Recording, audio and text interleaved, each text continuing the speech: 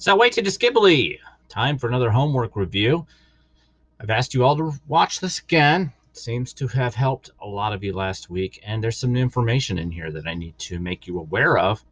There's also some things we're doing still that we've got to stop doing. We are not always making our subjects correct, and I'm not talking about one or two of you. I'm talking about the vast majority of you, okay? The vast majority of you made something a subject in this paragraph that was not a subject, that should not be a subject. Okay, so we're going to go through here and find those places, and I will bring your attention to it. And as always, I have put boxes around the words that were on the grammar quiz. So if you're watching this sometime prior to Monday, you are getting a head start on things. If you're watching this on Monday, I am giving you until midnight tonight, 11:59 p.m. tonight, Monday, to submit corrections on this assignment. Okay? Because I'm making this required. I didn't want you to feel like you had to do it before noon.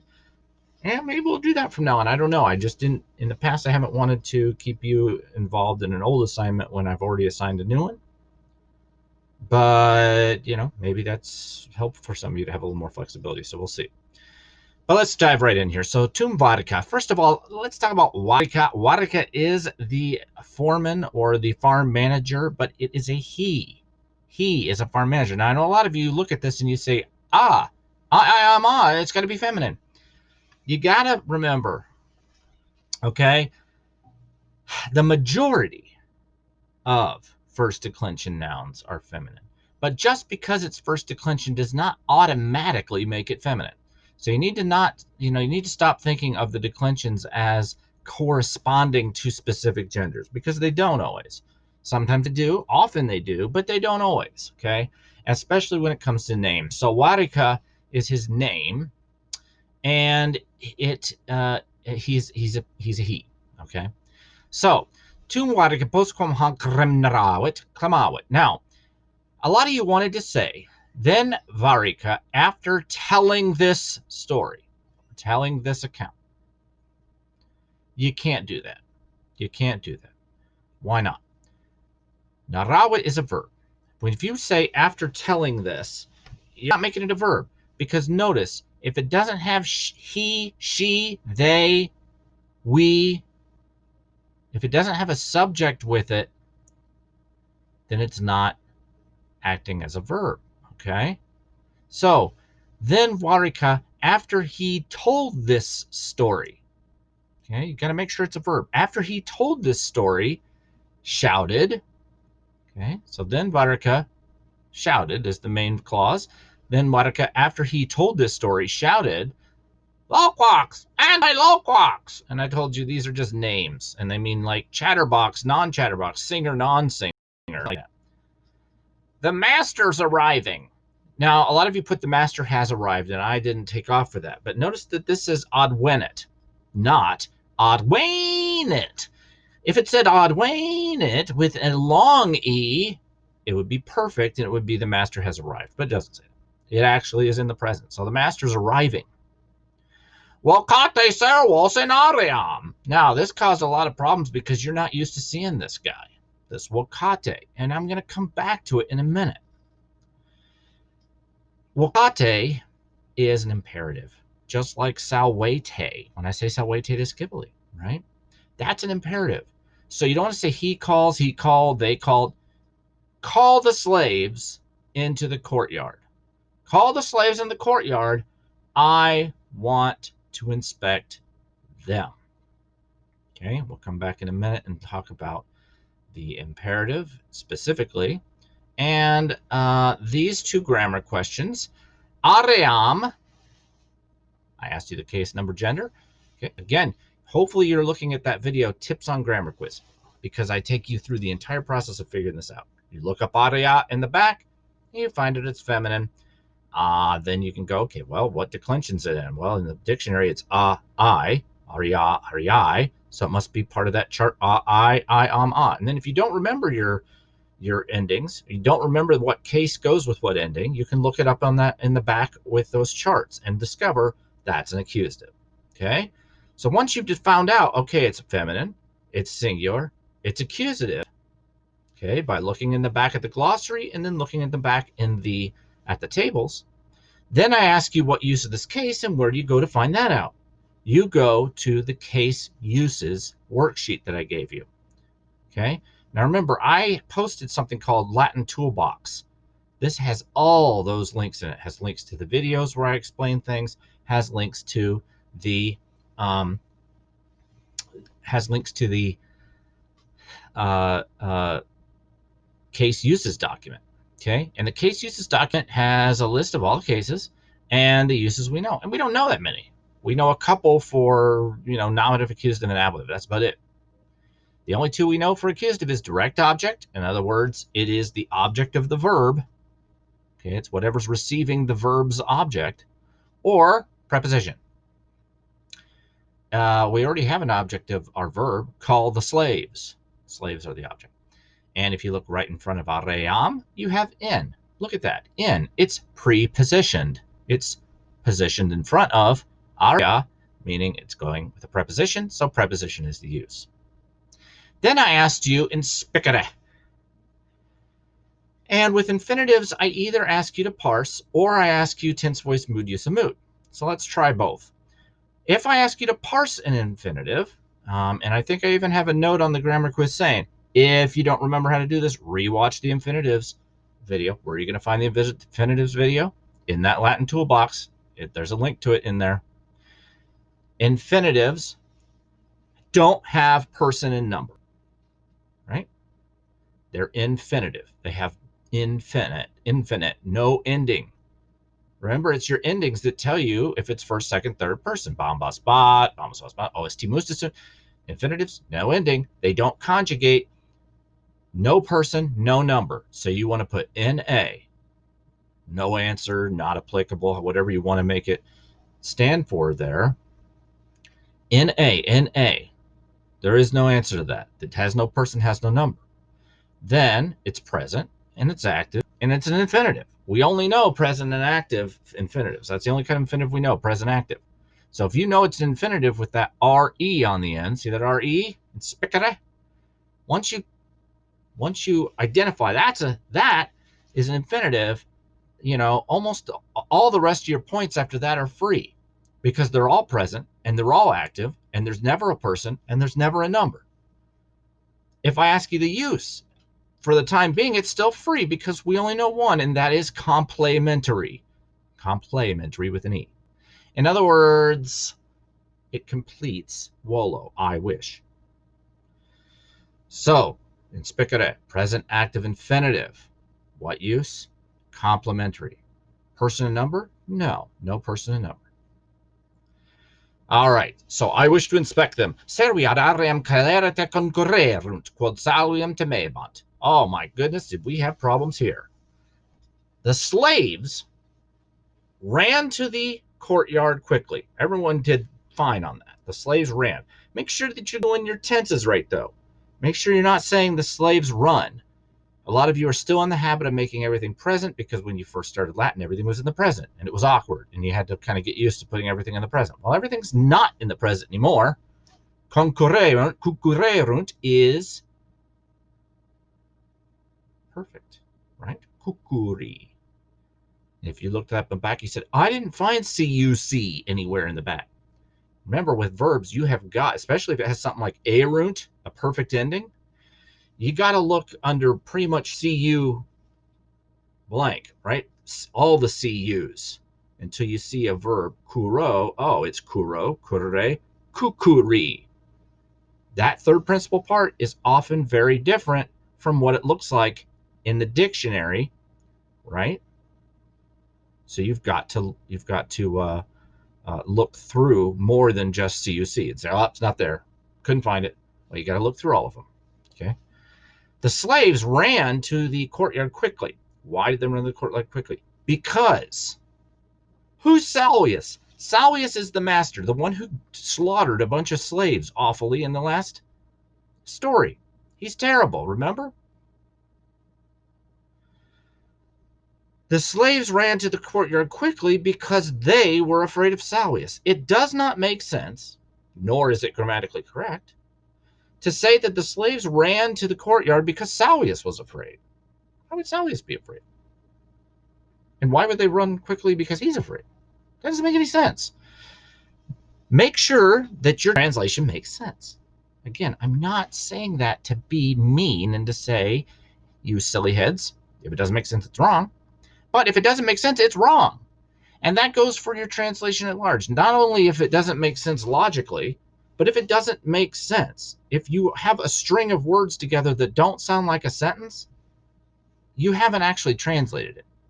And if your translation is primarily a bunch of words together that don't make sense, I'm probably not going to give you full credit. Even if you turn in corrections, right? I mean, if you turn in something that's just a kind of word stew, it's really not fair to the people who turn it in late that you get 30 points for, throwing something together at the last minute, and they only get 15.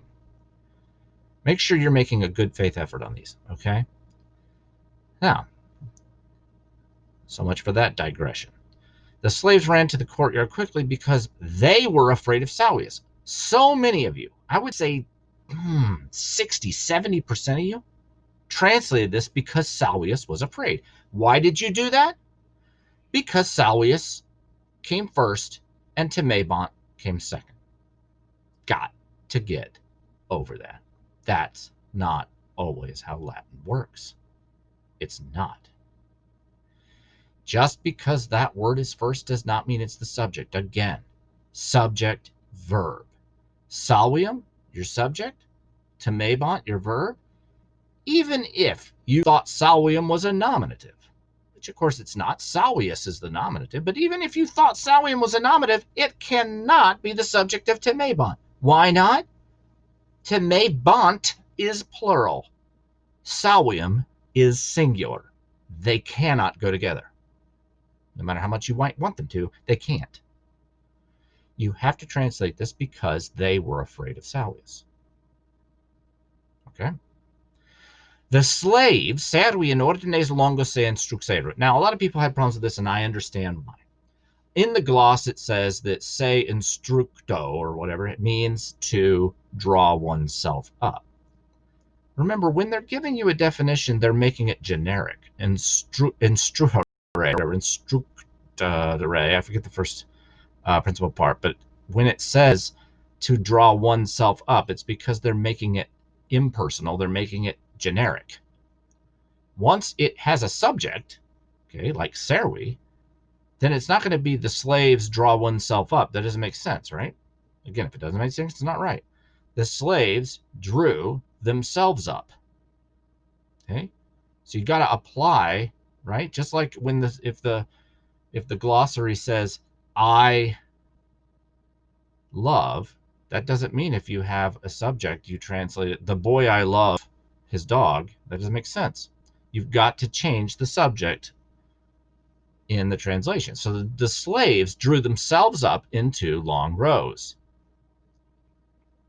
And I asked you to give me the gender number case of ordines.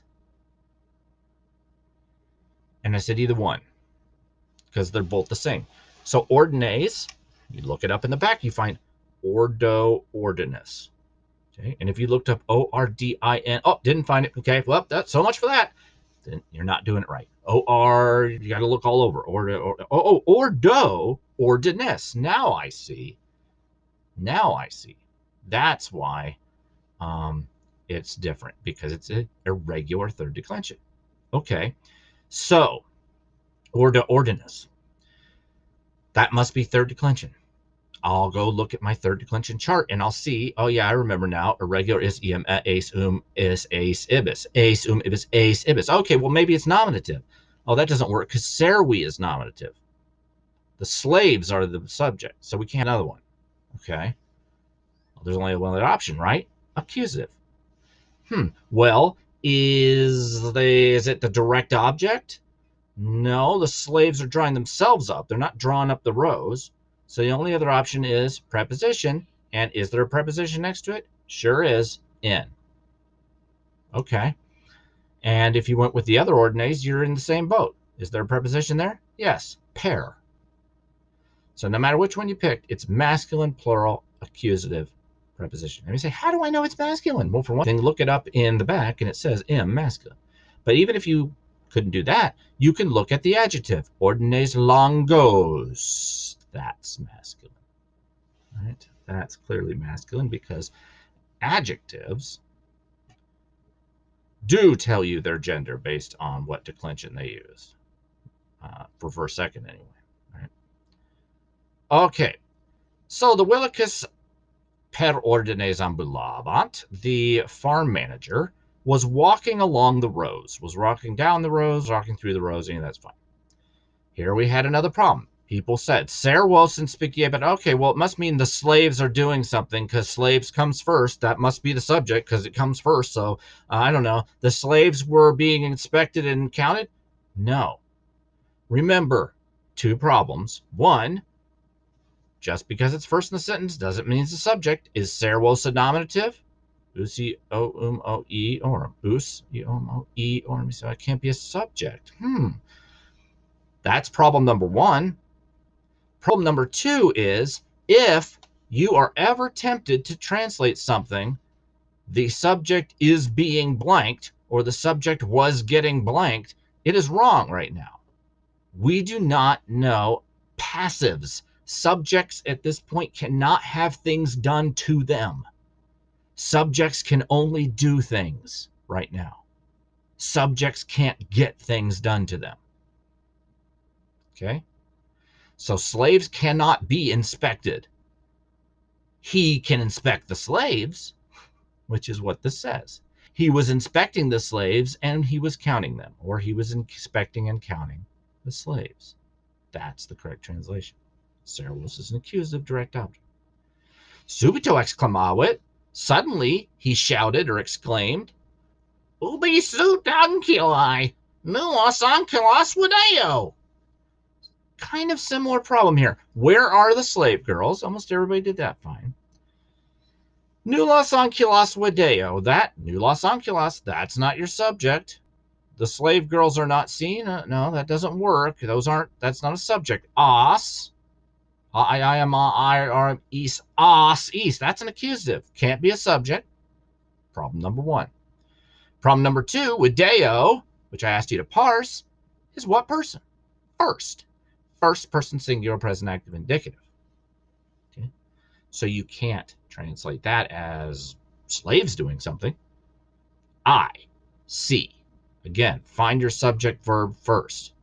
I see nullos anculos. No slave girls. Now, a lot of you put, I don't see slave girls. Technically, that's wrong. Technically, this says, I see no slave girls. So if you lost a little point on that, fix it and just remember that nullos is an adjective that means no or none. It is not, you can't just use it as not. Okay? I see no slave girls. Anculi domino nostro cubiculum parant, responded Loquax. Actually, he's a singer. He should have a more debonair voice, right? Ancula domino nostro cubiculum parant, responded Loquax. If you know anything about ancient singing, a good voice is a voice probably that sounded like a boy. Okay, he probably has a high voice. He probably does not have, he probably does not have a deep baritone voice or something like that. It's not what they thought was pretty. So you actually probably have Anculae domino nostro cubiculum parant. The slave girls, again, subject, verb. Anculae, is that a nominative? Yeah, that's our subject. Can that be? Okay, that's a subject. The slave girls, what's our verb? Parant, are preparing, from paro parare. The slave girls are preparing the cubiculum, the bedroom, domino nostro, for our master. That's what that should technically say. Now, if you said our master's bedroom, that was fine too. But should be the slave girls are preparing the bedroom for our master, responded Loquax. Will be asked Wolu this noster, inquired Watica. Ego Wolubalem with every known possum. Where is our Wolubalus? Where is Wolubalus? Why does it say our? The one, it's kind of a term of endearment, kind of just the guy we know. I, again, ego. What's our the ego's our subject. What is our verb? Non possum. I am not able. I am not able what? Videre, to see, volubilum. Volubilis. Parant above, third person singular, present active indicative, right? Paro parare, right? Paro parat, paramus paratus parant. Good old third person singular, present. Slave girls are preparing. Okay, so that's how it should be translated. Now let's go back up and talk about Wakate, because like I said, that's something we haven't seen very often. Some of you may remember this. It's probably come up before. Wakate is an imperative. Now, I didn't ask you to parse Wakate on the quiz because I hadn't really talked to you about it yet. That'd be cruel. I'm not saying I'd never do it, but it'd be cruel. I try not to be cruel. Now, Wakate you may have gotten that wrong on your homework, but of course you can fix that. You can correct it. You can, of course, resubmit it and get all your points back. Not a big deal. But I will be asking you to parse an imperative in the future. Okay? And remember, to parse a verb, we need to know the 5 characteristics of the verb: person, number, tense, voice, mood. Remember, nouns have 3, gender, number, case. Verbs in Latin have those 5: person, number, tense, voice, mood. It's good for you to get that little jingle down and parse things in that order. Okay? It's the order most grammars and Latin books use. And it helps to have a specific order down so that you don't do something silly like repeat one of them. So when people are just hunting and pecking, and they go second, person, indicative, present, imperative, and then you give 2 moods. I've done that. I did that once on a Greek quiz and got scolded for it.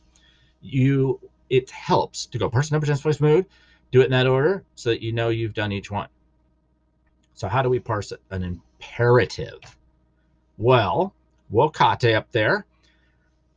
For imperatives, parsing imperatives, as you can see, is always going to be the same for the most part right now. There's only going to be one difference, really, that you're ever going to notice for the time being. First of all, your imperatives are always second person. Now, there exists in Latin a very obscure sort of third person imperative, but we don't need to mess with it. Okay, we're not going to talk about it. So just, yes, it exists, but not for our purposes. Okay, so right now, always second person. And when you think about it, that makes sense. If you're ordering someone to do something, you're talking to them. That's second person, right? Just like if you say, you are a great person. If you say, get over here, you're talking directly to someone or someone's. You're talking to several people. And that is the only real difference you're going to have to look at. In the singular, it's going to end in some sort of vowel, usually. Sometimes there's irregulars. It's going to end in some sort of vowel. And that will be like e,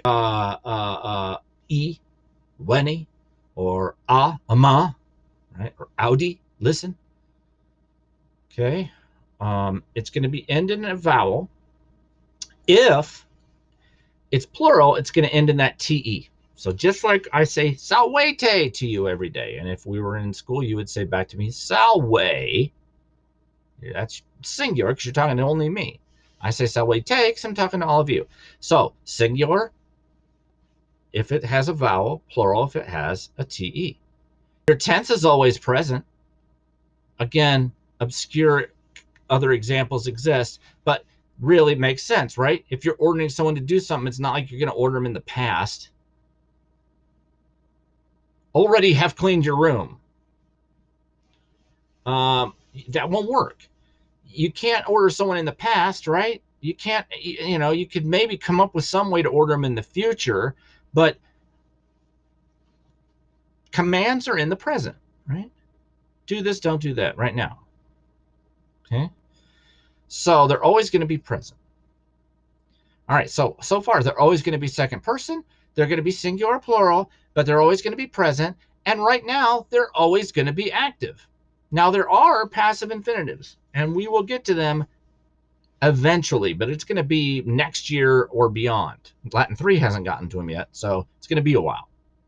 So right now, they're always active. And the mood is an imperative. That's what imperative means. It's a mood, okay? So when you wonder, well, why are we adding this mood thing? Why are you making us know that? It's because we actually already know a couple. We know imperative. We know indicative, which is just your regular old verbs that you saw here a couple times already. And we're calling infinitive a mood, just for the sake of convenience. Okay? So if I asked you to parse Wokate up there in red, you'd say second person singular, or sorry, second person plural, because see, it's got an ate, it's got a T, T-E. Second person plural, present, active, imperative. That's how you parse an imperative. Isn't that special? Okay, so now you know that. Hopefully you have been making corrections. Hopefully you will get those into me by midnight on Monday, or midnight by tonight if it is already Monday, 11:59 p.m. Monday. So you can get your points back. And then remember, there's a challenge this week. I was ordered by the Dark Lord of the Sith to tell you that as an Imperial incentive, you will be visited by the Lord himself. If all of you turn in your grammar quiz by 5 p.m. Friday.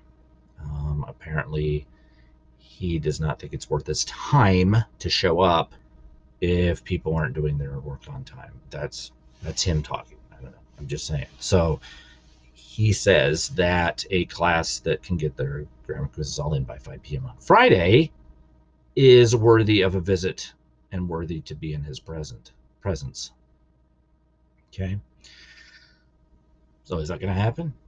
Well, that just depends on all of you. Okay. So if all of you in Latin 2 get it in by 5 p.m., great. If all of you in Latin 3, great. Latin 3 has an easier job. There's fewer of you, but that's how it works. Until next time, then. Wale te to Skipoli.